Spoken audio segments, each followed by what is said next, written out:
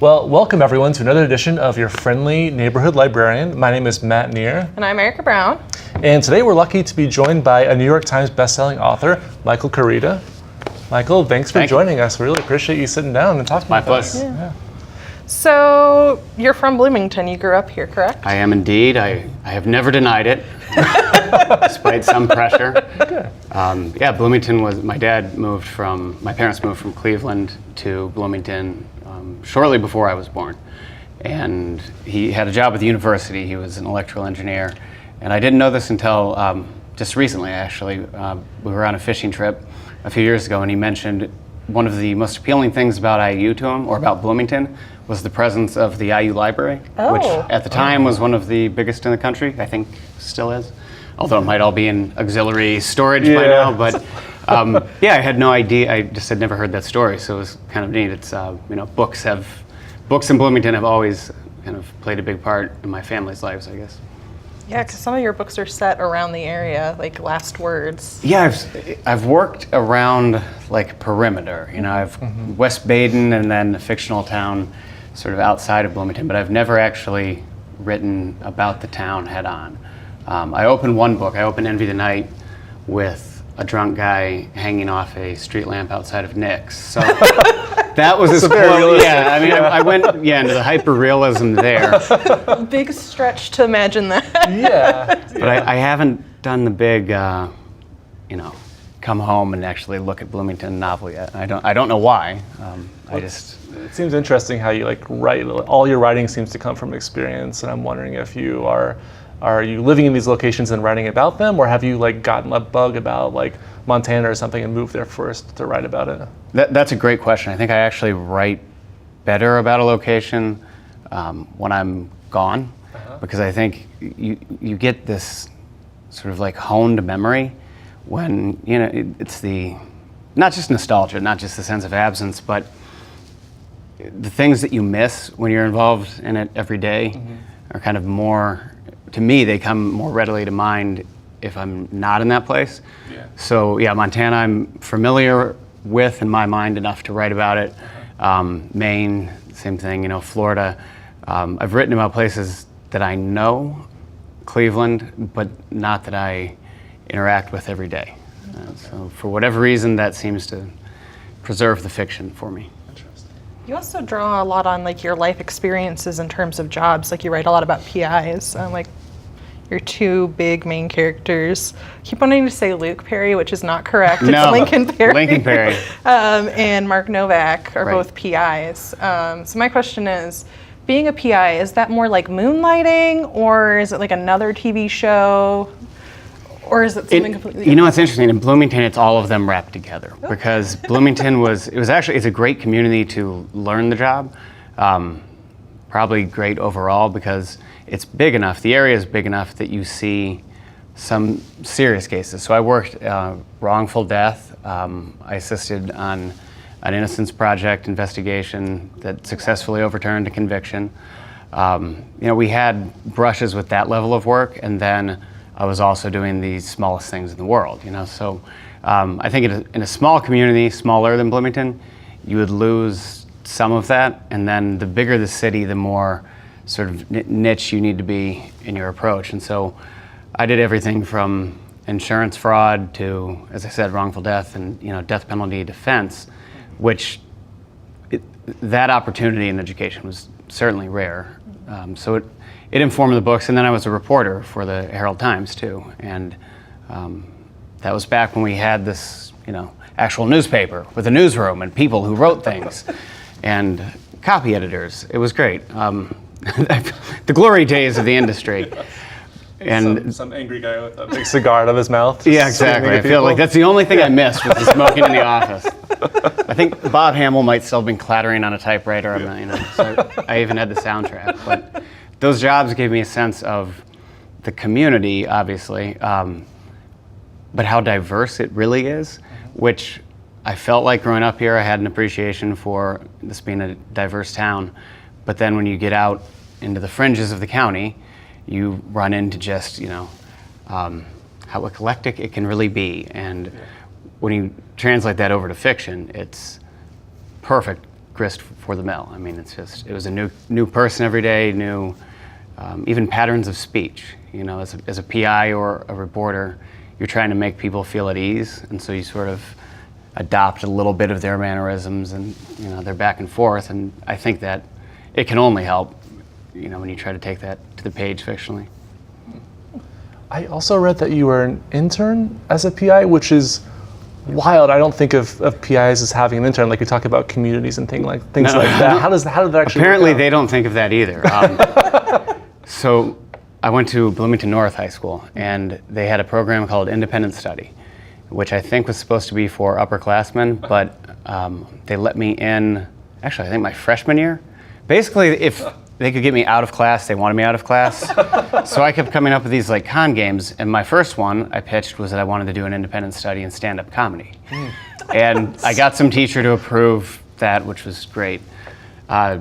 Sophomore year, I pitched the PI thing, and they said, if you can find a qualified mentor, sure. And there were 3 PIs in the Bloomington phone book, and I called them in alphabetical order. First one hung up on me, like, immediately. Second one heard me out, politely said no way. Third one was Trace Investigations. The owner's name is actually Don Johnson. Very unfortunate for a PI, but he's made it work. And it was one of those great things. It's sheer dumb luck for me, but it's also a product of the community. He's one of the most qualified investigators in the country. He's been named National PI of the Year. Really cares about continuing education and about the professionalism in an industry that has questionable standards at times. And so he said, you know, let's meet at Stefano's and have a cup of coffee and we can talk through it. And I said, sure, but I didn't have a driver's license. And I hadn't run this by my parents yet either. So I took the city bus down and met him at Stefano's and made my pitch. And he brought me on as an intern. Then I moved to part-time work. And after I left IU and left the newspaper, it was my day job until a book called So Cold the River came out, which was my 6th book. And that was when I moved to writing full-time. So tell us more about your stand-up comedy internship. Did you have like a routine? Let's not go back to that well of horrors. So when I was a freshman at North, I was convinced that that was something I wanted to do, but I really, for the class, just wanted to write papers about famous comedians and be able to sneak a few credits by and not be actually in class. And the teacher who took me on there, Steve Bailey, he set me up pretty nicely, allowing me to think that was going to be the approach. And then he started saying, well, you know, try some of your own material. And so I thought, not a problem. I'm writing it for, you know, Mr. Bailey. That's fine. So I wrote some of my own stuff. And then he said, okay, so end of semester, now you need to perform it. And he had a W-131, so an IU class, IU level class, it was 18 seniors, and they were all girls. And so to the freshman boy, this was the most terrifying audience that could possibly have been assembled. And I went in there and tried my Chris Rock routine. I remember they gave me some pity laughs that were most appreciated. And then I got out of that and began writing really dark fiction. So the comedy ended abruptly after that. So that was your genesis story for writing Right, fiction. exactly. Yeah. Why do you write horror stuff? Well, I tried to be a comedian. And that didn't work out right. I started reading Rise of the Dark, and I was really fascinated by, like, I expected sort of like, I don't read a lot of mystery, but I was fascinated by sort of the cult elements of it and sort of this. I'm not very far in it, I will say that, but I'm really fascinated by it because I've hooked you at least. Yeah, absolutely. And I also read that you write a lot of like paranormal mysteries, like So Cold the River and things like that. How did you get that paranormal aspect? Because a lot of your writing seems to be grounded in your experience living in different locations. Right. So I've written 14 now, and 3 are, overtly supernatural. I think 2 others have threads, but they're maybe a little less obvious. Really, the way I gravitated toward that was from the place itself. I don't know if you've ever been down to West Baden, but the hotel is this archive from the past. I mean, it's this incredible, it was the largest dome, freestanding dome in the world until the 70s. And then, I mean, they built this thing in 1901. It's an incredible glass dome. And when I was a kid, my parents took me down there just to see it. And at that point, it was a ruin. And it looked like something out of a Stephen King movie. And it looked like there was no way they could ever put it back together. So it was this sad thing.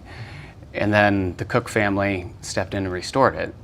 And when I was going down there to do some PI jobs, and I saw like just how beautiful it was going to be in the restoration. So I thought I wanted to write about the spot.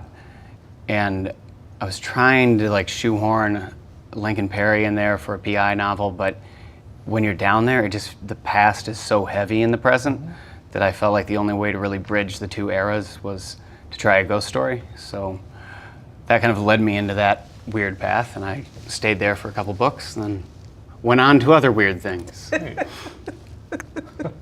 So I guess my big question is, if Lincoln Perry and Marcus Novak got into a fight, who would win? Marcus. Yeah. I feel like Marcus is probably more adept on his own. Now, if Joe Pritchard is usually there to pull Lincoln's ass out of the fire, so if you introduce the element of Joe, then Lincoln might be all right, but on his own, he's not going to be as useful. Mark can definitely take more of a beating, too. I've put him through some really, I mean, that guy needs a break, so. He had all this blood pumped out of his body. And then I sent him back warmed and sent him back into the cave, so. He can take a beating. Yeah. A fascinating real process, by the way. They actually warm the blood and put it, I thought that was. After I read about that, I did a bunch of research, and that's just. I have the good fortune of having my copy editor is actually an ER doctor. Oh.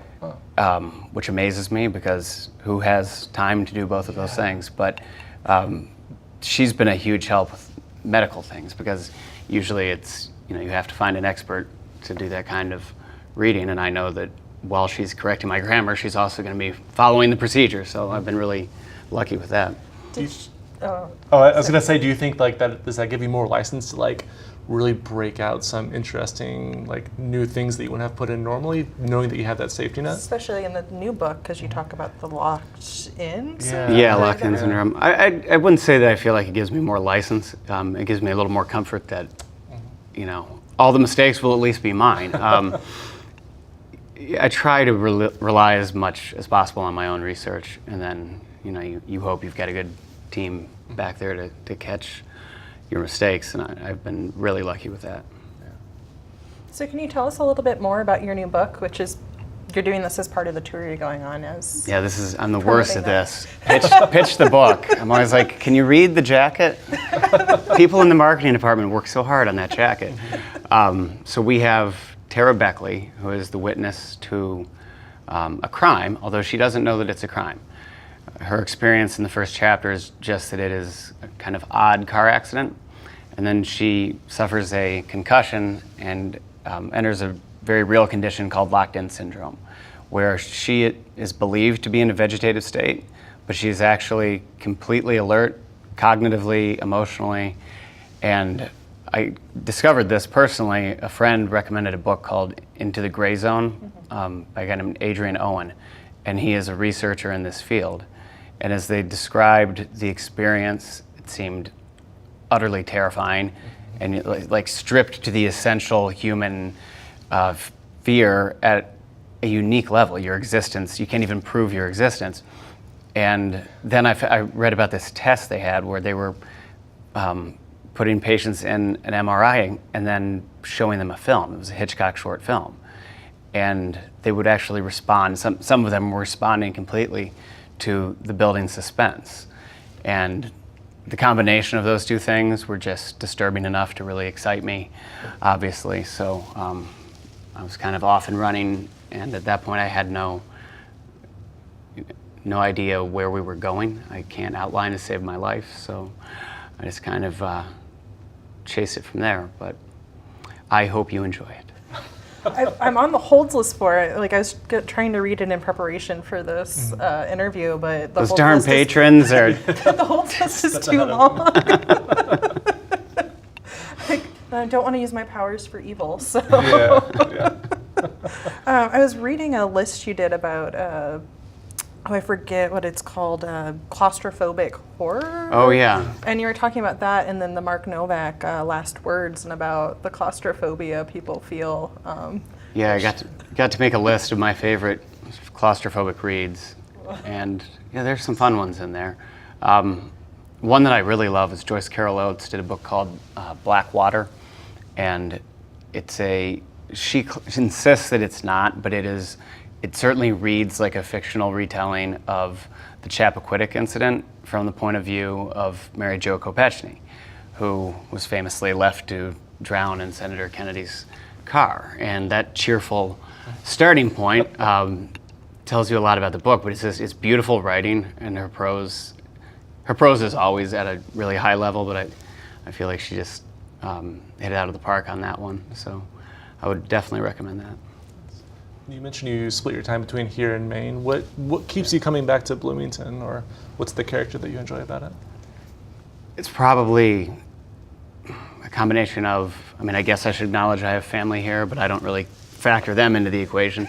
I love college towns. I love, the experience of, it's a smaller town, but it has big city culture, and you have more diverse people, politics, thought, just that idea of a more diverse community that also has Hoosier National Forest and Lake Monroe, right out the backyard. So you put that together with cost of living, and it holds a really unique appeal. And anytime I get sick of it, I just need to go somewhere else for a while, and then I realize all of the things I'm missing here. So. Yeah, absolutely. So you mentioned some really great hiking spots. Do you have a favorite hiking spot in the area? Oh, I've got a bunch. I love the trails out through Dean Wilderness. There's a trail Sycamore Land Trust owns now on the peninsula, Monroe, and then Bean Blossom Bottoms is another Sycamore property. And I live in it's kind of an old farming area, so I have no problem with trespassing, disregarding that. So I also do a lot of just wandering around, waiting to be shot by an angry farmer. I read the story about whenever you were a junior reporter at the Herald-Times, and you were trying to you were told a road would be closed because there's an FBI investigation. Oh, right. So you went trekking through. Yeah, I thought I would outwit the FBI, and so I parked on a different road and hiked through the woods. And at this point, I think my name had been in the paper 3 times ever as a writer. I don't know why it would have been in for any other reason, but so I had no business cards, I had no credibility. I was wearing a t-shirt and jeans, and I come tumbling out of the woods into this dive scene with the FBI, state police, BPD, and they were not so impressed with my journalistic pluck at all. So I was evicted from that pretty quickly, but it was certainly an experience. So I came back and used that in how it happened, actually. So just the obligatory library question, what do you see as the role of the library in getting your books in front of readers' eyes? No, I think libraries they're a terrible idea. They undermine book sales. You guys are just giving them away. Absolutely. No, some of it. It hopefully would speak, for itself.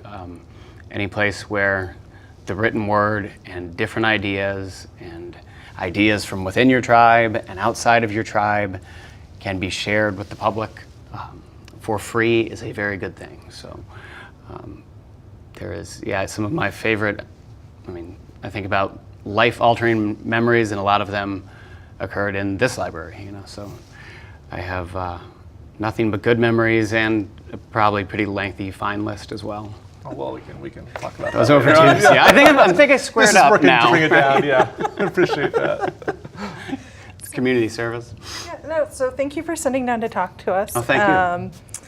And Michael Koryta's latest novel is called If She Wakes, and it's available wherever books are sold, as well as at the library, although there is a wait list currently. Thank you for talking to us today, and good luck on the rest of your tour. I appreciate it. Thank you, guys.